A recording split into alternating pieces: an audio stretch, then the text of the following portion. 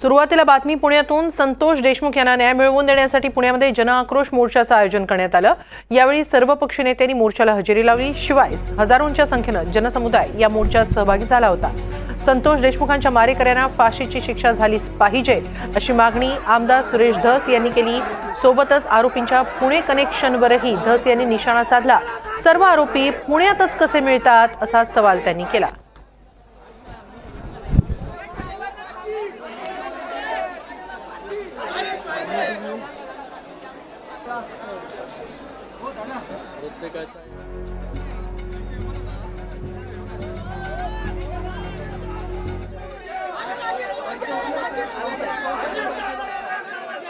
संघटित टोळी तयार करण्याचं काम वालूबाबा यांनी केलेलं आहे आणि वालूबाबांचे म्हणजे आका आणि ह्या आकांना त्याच्यापेक्षा मोठ्या आकाचा परिपूर्ण आशीर्वाद असल्याशिवाय हे झालेलं नाही, हे नम्रपणे या ठिकाणी रामशास्त्री प्रभूंचा बाणा मनामध्ये ठेवून भविष्यामध्ये सुद्धा हे चिलेपिले जे लेकरं बाळ आहेत यांचं छत्र ज्यांनी हरपून घेतलंय तो आका असो नाही तर आकापेक्षा मोठा आका असो यांना फाशीच झाली पाहिजे ही आमची सगळ्यांची मागणी राहील। पुणे तिथं काय होणं असं आम्ही म्हणतो, परंतु आता वेगळं नाव द्यावं लागेल।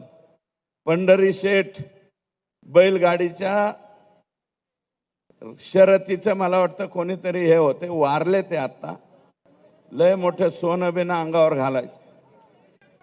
पंढरी शेठ फडके, बहुतेक पंढरी शेठ फडके, ते पंढरी शेठ फडक्यांचं गाणं असायचं, असं 10-10 नंबरचं सरकार, असं 10-10 नंबरचं सरकार म्हणतो भेटेल जेव्हा गुन्ह्यात मला अटक करावं पुण्यात,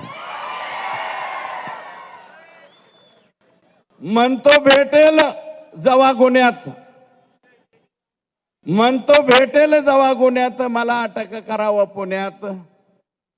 मग आता सगळे आरोपी पुण्यातच अटक, पुन्हा तिथं काय होणं आता काहीच उरलं नाही।